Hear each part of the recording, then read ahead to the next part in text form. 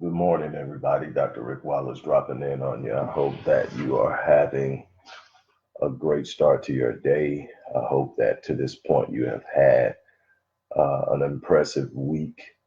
But let me encourage you that whether you've had an awesome week, whether it's been a challenging week, whether you've experienced some setbacks, you're still in the fight.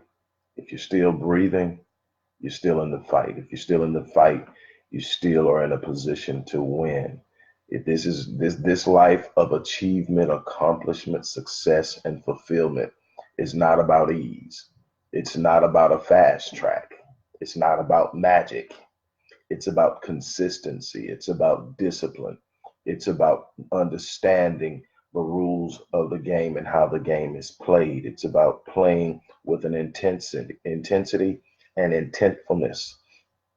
And it's about knowing that when you get um, to a point where your back is against the wall, it's not a bad place to be if you need to gain your footing, because when your back is against the wall, you can't be pushed back any further.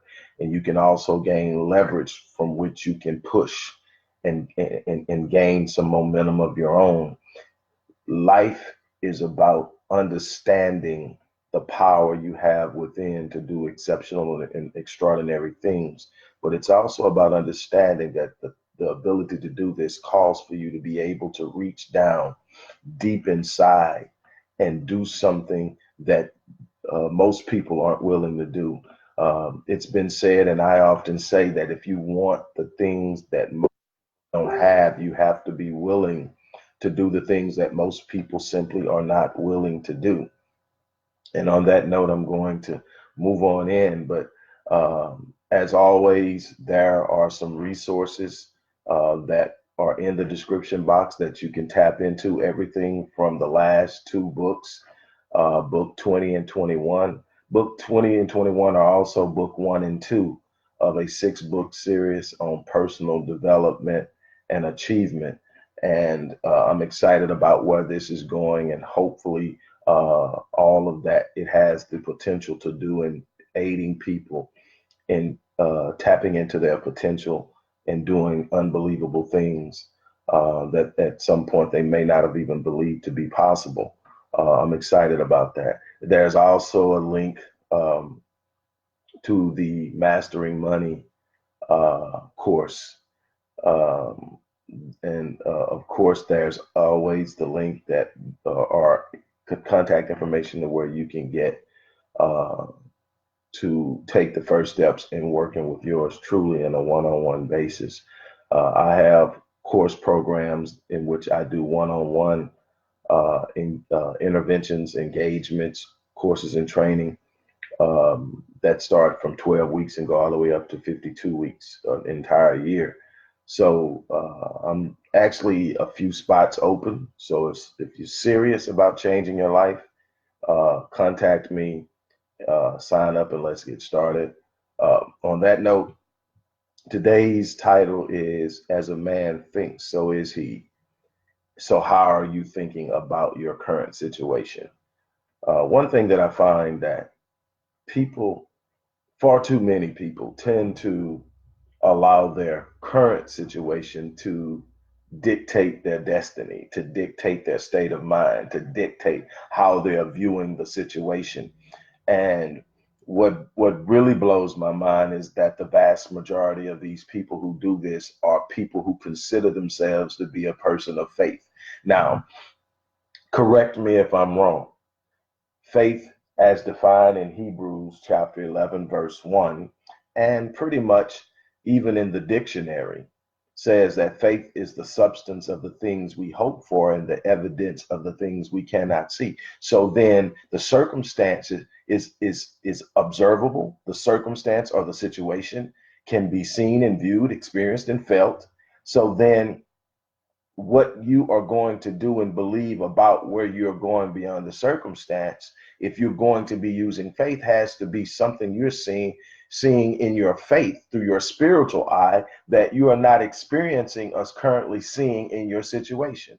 There has to be a part of you that's able to see what you're going through from a spiritual sense that's connected to God, the Most High, and that can see beyond the moment. Because when you're able to see beyond the moment, when you are seeing through the lens of faith, you're not questioning or consulting your circumstances. You're consulting your faith about what is possible in coming out of the negative circumstance, coming out of the negative situation. And in consulting your faith, you're consulting your spirit. And consulting your spirit is connecting with the spirit and mind of God, which cannot be overwhelmed, cannot be stumped, is never surprised, knows the answer. And so when you sit up and you consult your faith, and your faith consults your spirit, and your spirit is consulting the mind of God, that is letting it, at the very least, saying you're going to make it out. You may not have the answer yet, but it's on its way. That's the beautiful thing. It's on its way, and it will arrive exactly when it's supposed to. And so that's all you need to know. But what happens when you're starting to consult faith, when you're starting to think from a mindset of faith, not a mindset of experience, but a mindset of faith, then you sit up and you can look at the circumstance, acknowledge that the circumstance is actually there. We're not in denial. We're not pretending that nothing's wrong. What we're saying is, I see the circumstance, but because I'm operating on a level of faith, in other words, I'm looking beyond the moment and I'm seeing where I'm going and what's all possible, and that God has the answer and I have access to the mind of God. Then what happens? There's something in my spirit that disagrees with the circumstance. There's something in my spirit that sees what's going on, but says, that's not it. That's not how it's going to end. This isn't over yet.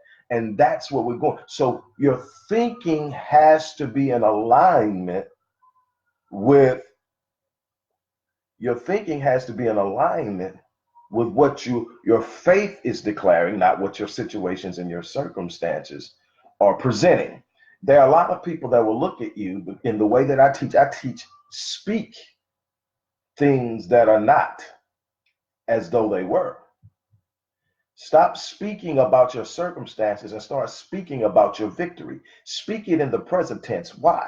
Because there's a powerful mechanism in that, because the brain cannot determine what is imagined and what is real. When you find the way to think right, when you're thinking on your outcome, when you're thinking on your breakthrough, when you're thinking on your elevation, when you're thinking on your win, and you can see it, you have a vision, you put it up on a vision board, you write it down, you declare it, and you see it and you visit it on a regular basis visually. Your brain, when you are imagining how it's going to be to win, when you are thinking about what it's going to look like to win, when your mind is constantly saying, I am winning, your brain cannot tell the difference of what's actually happening and what's being imagined. So it's literally saying, man, we're winning a lot. And it starts to create a mindset, an atmosphere, an energy, and every cell in your body is emitting this energy, literally emitting an energy. You can literally measure it on a Hertz scale, that your body's emitting this energy. And so now the Bible, as a man thinks in his heart, and check out, I'm gonna explain heart in a second. So is he. Now, when the Bible says heart, led in Hebrew and cardia in the Greek, it's not talking about your physiological heart. It's talking about the center of your soul, or what we would say in modern times, your subconscious. That part of you that controls 96 to 97% of your decision making, your behavior, everything is on autopilot in the subconscious, except the 4% that you consciously do. When you override something consciously, that's what's being controlled by the other 4%, but for the 3 to 4%. But for most part, your subconscious, your heart, that's why you have to feed the heart what you want the heart to focus on. If you're talking negative all the time, the subconscious is picking up on it. If you're thinking negative all the time, the subconscious is picking up on it. If you're expecting negative all the time, the subconscious is picking up on it. And what happens is we've been trained to consult our current reality for our future expectations. So we begin to look at our circumstances And because they are where they are, we start to say, this is my lot in life. This is just going to happen. And you start to create this cyclical process of thinking and expecting and realizing and reaffirming and reinforcing your idea of expectations. Something goes wrong. You say, this is how it's going to be. So you're expecting something else to go wrong. You don't realize in the thought process of expecting something to go wrong, you lower your frequency, you lower your vibration, you lower your energy output. And what happens is you can only attract what frequency you're on, because energy is resonant. And so you start to draw those things to you. You start to repel the things that could be exactly what you need. That's why I tell people all the time, what you focus on is what you feel. How are you thinking right now about your current situation? Is it baffling to you? It's okay. It's not baffling to the mind of God. Are you overwhelmed? It's okay. It's not overwhelming to the mind of God. See, what I'm trying to get you to understand is you were meant to come up against some things that you could not reasonably and rationally understand or navigate or circumvent. That was meant for you to be able to have to plug into the mind of God to get a level of elevation, to get a higher level of understanding, to get and tap into the power. It is a relationship that is brought about by necessity. But if you consistently sink into what you're going through and stop thinking about where you're going, you miss that. Stop thinking about what you're going through and start thinking about where you're going. See, what you're going through is temporary.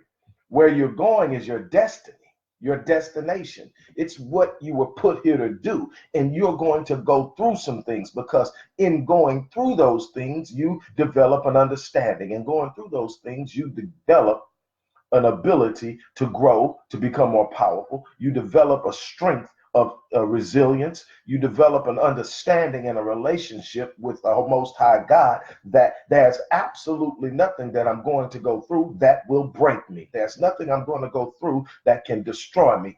I am built for the battle. I am built for this. What am I teaching myself when I speak? And see, some of you are sitting up and you're worried about what people gonna think. Oh man, he over there talking about he living like this and he over there going through that. Don't worry about what someone else is thinking, because what I can tell you is those who are living their lives on the next level, those who are living their lives on the edge of phenomenal, are not sitting up talking about what somebody else is trying to do. They are doing what they're supposed to be doing. The people who are looking at you and picking at you and nitpicking you and trying to dissect you are the people who are miserable because they don't have anything going. Let me tell you something. You speak things that are not as though they were. You call it as if you are already doing it. You speak it in the present tense. You declare it. It was in the book of Job where it said that you shall declare a thing and it shall be established.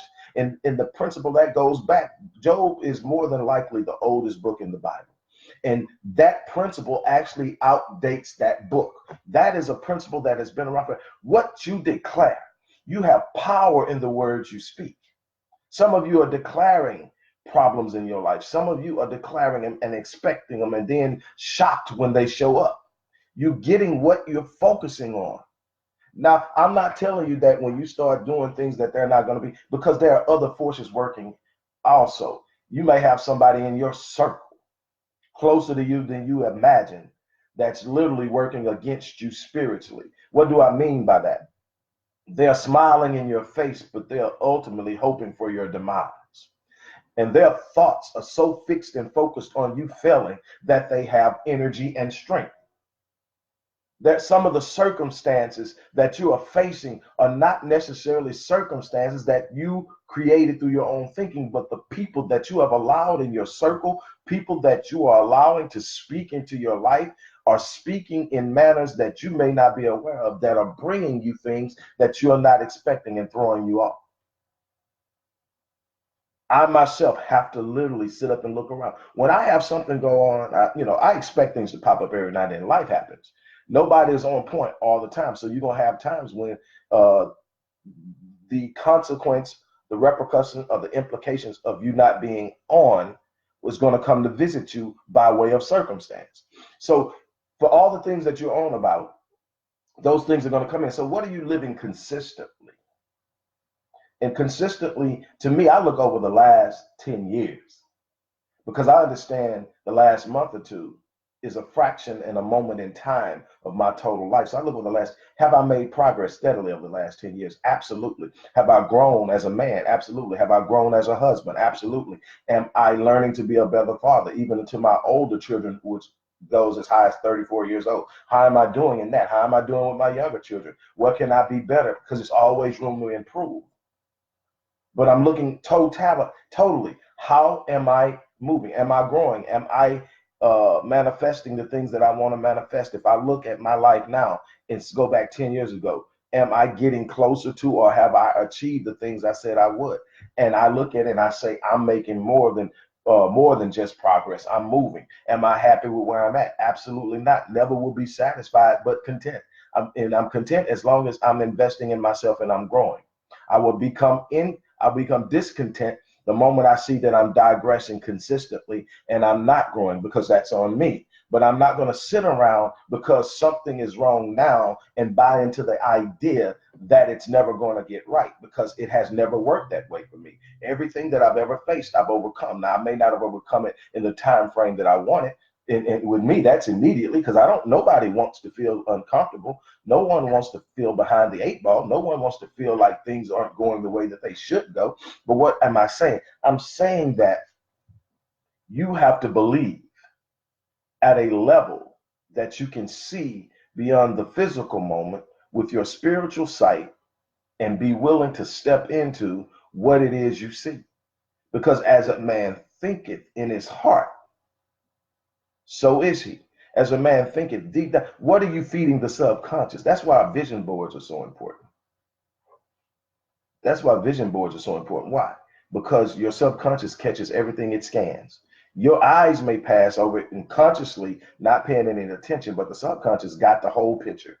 It's logged it down. And the more you scan it, the more that it logs it, the more it becomes an imprint. And because you've already gave that on the vision board, meaning when you consciously put it up there, it's gone through the reticular activating system, which is actually a physical part of the brain that processes, categorizes, and prioritizes everything that the subconscious sees. And you get to see what's important to you. A lot of times, the reason we're not getting the cues we need to get is because we haven't told our subconscious that what we're looking for is important. Matter of fact, what we've told the subconscious is by negative thought, we're looking for negative situations. So the subconscious is actually focusing on finding all the things that are wrong.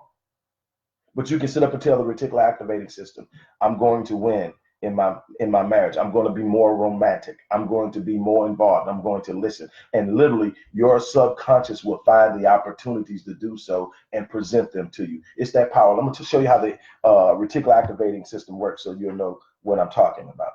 Have you ever went out and say, I'm going car shopping, and you get out there to go car shopping and you buy your car, you see your car, you haven't really seen this particular model. It's a new model, just came out. You haven't seen it on the road. So you look at it, oh my God, I didn't know they came out with this new model. You get it, you fly, you think, man, I got it. And now it's hot, it's impressed. You've told your reticular activating system that this car matters to you. It's special to you. You went and spent thousands of dollars to get it, and you drive it off the lot. What happens? The moment you drive it off the lot, you see another one and another one. Or maybe that shirt that you saw in the store and you go, oh, this is fly, this is dope, whatever. And you buy it and go out. Now you see dudes with it. It wasn't important at first because it didn't have meaning. And so you weren't even seeing it, because there's only so much. The subconscious, or the heart, can process 400 billion bits of information per second. I mean, it's unbelievable. Most powerful supercomputer on the planet. It's that powerful. We just haven't learned how to use it completely yet. But the conscious mind, that part that you're actually thinking, seeing, and reasoning and rationing, going through executive function, can only process 2,000 bits of information per second. So do you see why it's so important that your subconscious knows what you can, what's important to you? Because it's only going to feed you up to 2,000 bits of information per second that you can process consciously. It's not going to let you become overwhelmed with everything that's going on. There's a sound like right now in the background, because I'm slowed down. My grandson is crying. I think he stopped now, but he was crying earlier. My son just walked in, grabbed the bag. That's part of the 2,000. but it's a bunch of other things, temperature, a bunch of other things that are going on that my mind isn't calculating now because I'm focused on the one thing, and my subconscious, by way of reticular activating system, is allowing me to manage that. So that is how important you sitting up and speaking and focusing and declaring things, because if you start to speak negative, your subconscious is going to start to look for ways to verify and confirm and validate what you're saying. So if you say, man, my life sucks, your subconscious is going to go out and find all the ways your life sucks. If you sit up and say, I'm going to fail at business, your subconscious will go out and find all the ways that people fail at what business you're trying to do. And what you'll find, though, is that there's plenty on both sides. If you say, no matter what, I'm going to succeed in business, your subconscious will go out and find all the ways people are succeeding in business. Your brain and your mind is designed to find what you tell it to find. You got to be careful about what you speak. You got to be careful about how you think. As a man thinks in his heart, so is he. It's that simple. What are you thinking about your situation? What are you expecting based off of what you're thinking? God meets us at the level of our expectations. I've told you that I don't know how many times. God meets us at the level of our expectations. What are you expecting from life? What are you expecting from God? Candace, I hope you're still on here. How do you handle disappointments? Disappointments, delays, frustrations, setbacks, closed doors are all a part of the process. See, people want the promise, but they don't want the process. Process always precedes promise. And so what you have to understand is that if I want to obtain the promise, I must first endure the process. The process will come with some setbacks. Process will come with some hurt. Process will come with some people talking behind your back. Process will come with people throwing up roadblocks. Process will come with a moment of delay where it seems like nothing is happening and you're standing still. Delay does not mean denial. Always know that. Normally, when I start to experience delay, is right at the edge of the breakthrough. It's that moment that makes you want to quit, and it's the test of God to see if you're really committed to having it. And if you're really operating through faith. See, faith won't let you quit. Once faith says it's yours, then you believe it because you are looking through the lens of faith. So how you deal with these disappointments is you trust the long game. See, we've been trained to experience immediate gratification. I want to go out and do something and see the results of it. And if I don't get it, then I'm upset. If somebody tells me no, then I'm brokenhearted. They close the door, I'm broke. Well, that's not the only door in the world. There may be a window open. There may be a back door. There may be a side door.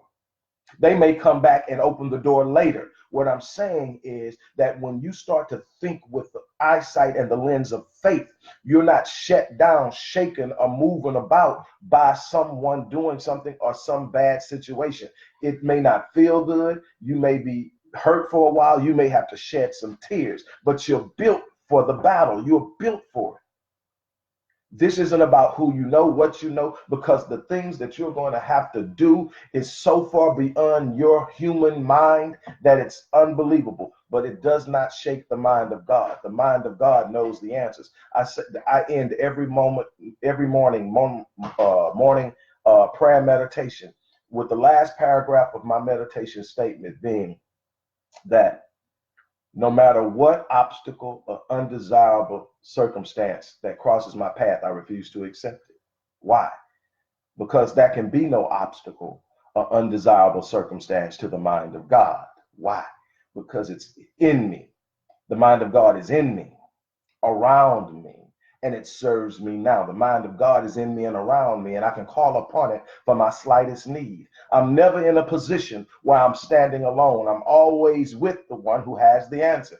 I have to trust that at the right time, the right moment, the answer is going to be there. I'm not going to become frenetic and unglued because things aren't going my way. I'm not going to sit down and be shaken. I'm going to find rest and in quietness, in confidence, inside of the idea and understanding that I'm not in it alone and that the answer is coming. That's how you deal with disappointments. The answer is always coming. God is never going to leave you out there by yourself trying to figure out something that you were designed to go through. You got to trust. That's faith. The evidence of what? Things not seen. If you can see it, you can reason it. What faith is the thing that's bigger than what you can reason in your own. Faith is saying, I'm trusting for the supernatural. I'm trusting for the exceptional. I'm trusting for the extraordinary. I'm trusting for the phenomenal. I am not going to become a captive to my moment. I'm not going to become a captive to my situation. I'm not going to become a captive to a setback. I'm trusting God to deliver. And I understand that there's a process to it. And I'm prepared to endure the process because my mind is set on the promise.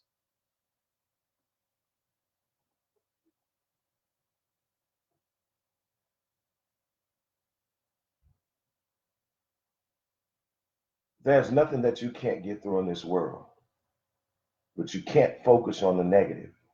You can't let people center you around the negative. You got to be able to speak with a force and an expectation of something different happening. Because when you speak with a force, and it's true faith, faith drives an action of expectation, an action of moving towards what it is you expect. When other people are looking at you and go, what are you doing? And you're sitting up and saying, I'm moving towards my destiny. See, they don't have to see it. It's not their vision. Stop consulting people about your vision. It's not their vision. It's your vision. The only one that can see it clearly is you. Now, once you start to move in it, you start to manifest it. Now, what you manifest is what people can see. But the vision in its purest spiritual sense is only yours. That's why in Habakkuk, the prophet tells you to write the vision and make it plain. Why? So those who see it, so when I write the vision and I make it plain, now people who are not a part of the initial vision can also see it. So you're putting it up on a vision board. You're writing it out in a mission statement. You're putting it on a card that you keep in your wallet. You're also programming and conditioning your mind to receive it, to believe it, to expect it. People ask me, I'm going to say this and then I'm going to get out here. When I went through what I went through in 2012, absolute year of my life, lost a sibling, lost a brother-in-law, lost my footing, lost everything. And I didn't whine, I didn't complain. Matter of fact, I actually started serving in the community more vigorously. And the people who knew what I was going through wasn't that many because I wasn't looking for sympathy and I wasn't looking for a handout. I knew that there was something in it that I had to work through. I'm not a glutton for punishment, so I don't believe in the idea that unearned suffering is redemptive. I think that is a lie that is taught to us to make us more accepting to the suffering that's pushed upon us. I think that there's a level of struggle, a level of hardship, disappointment, delay, frustration that comes along with moving towards anything of value. I think everything of value is on the other side of fear, the other side of pain, the other side of struggle.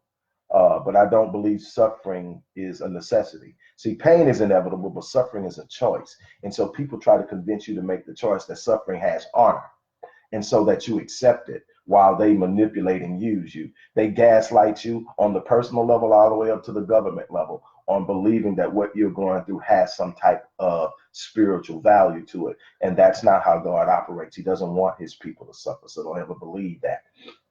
Now, you're going to go through some things because there's work to be done. And so what happens is you sit up. But when I went through this, there were some people that knew what I was going through, a few. And one told me, and this was powerful because I looked at this person as being one of the strongest faith warriors that I knew. And they told me watching me in my situation made them feel like they needed to up their faith game. And, and like that was like powerful because that's a part of being who I am, to inspire people to be better.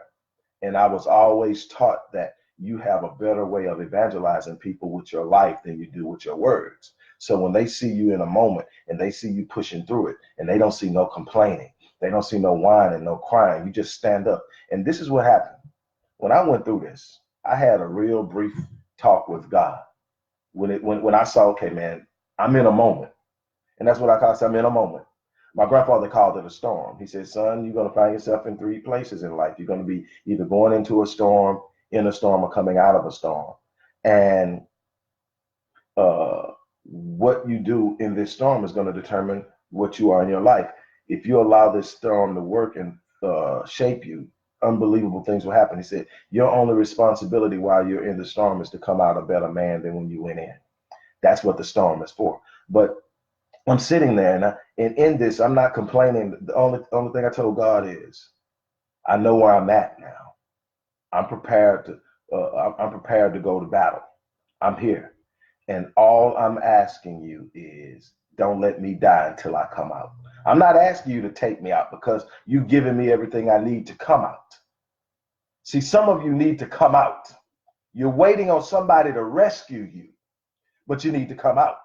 You need to stand up, hold your head up, square your shoulders, make up in your mind every day is going to be a day of intentfulness, a day of purpose, a day that you're going to live to become better than you were the day before. And at doing that alone, you're going to walk out of your current situation. If you wake up every day with just the intent on growing, learning, and being better than you were the day before, you will find yourself outside of the situation you're in, because all situations that are hurtful are meant to grow you. You just got to know when to come out. Some of you have gotten there and got stuck. Some of you have gotten there and expected that is your lot in life. But I told him, I said, don't let me die. I told God, if you wake me up every morning, I'll answer the bell. That was the agreement. Nothing else. Oh, and I told him I want my wife. He woke me up. I answered the bell. I came out. I got my wife. I'm still climbing.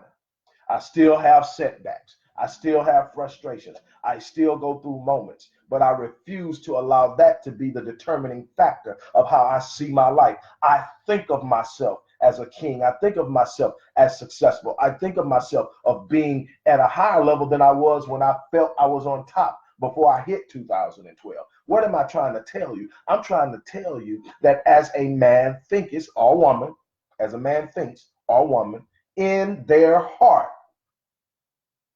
so will they be. The question is, what are you thinking about your current situation? Are you thinking that it's unbeatable? Are you thinking that you can't overcome it? Are you thinking that you've been conquered by it? Hmm.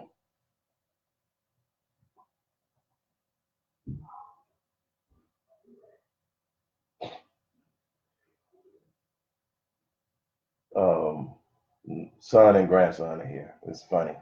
I'm hearing them up there, and they're having it out. I think the grandson might be winning right now. But look, you have everything you need inside of you. It was there at birth. It's literally written in your DNA. The problem is you're consulting your circumstances.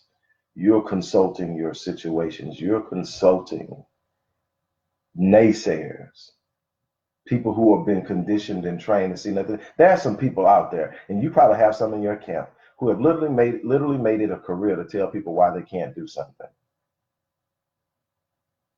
Those are not the people you need around. You need the people who can look inside of you and see what's special. I don't mean yes men, because they are just as devastating and destructive or worse than the naysayer. I'm talking about some people that can look inside of you, see the beauty in who you are, see the potential in who you are, while holding you accountable to living at that level. That's what you need. Somebody that's going to sit up and say, you know, you should be doing this. Come on, you're better than that. Come on, do you really think that's what you should be doing? But at the same time, say, you're exceptional, you're extraordinary, you're phenomenal. You can do anything you set your mind to. Those are the people you need. This is what I'll tell you, and I'm done. I have the unbelievable blessing to work with people, and some of them come to me in very dark places. In fact, most of them come to me in very dark places. Some come and they've experienced success, but they want to experience it at a higher level.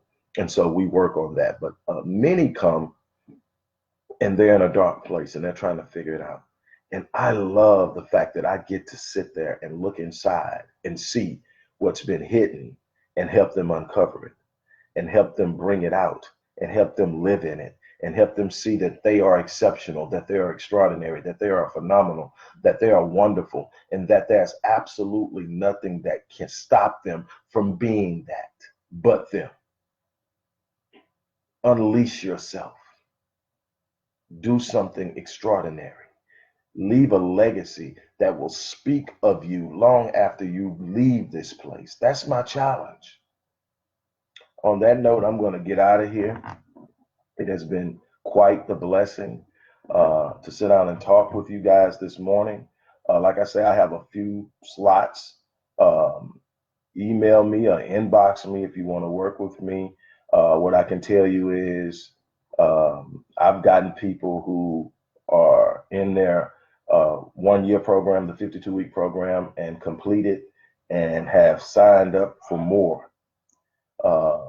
I give more than what my clients pay for. I make that a point. That's something my grandfather, who had a second grade education, taught me. Say, son, always fill your space. And I'm like, Daddy, what does that mean? It means always give people more than you take.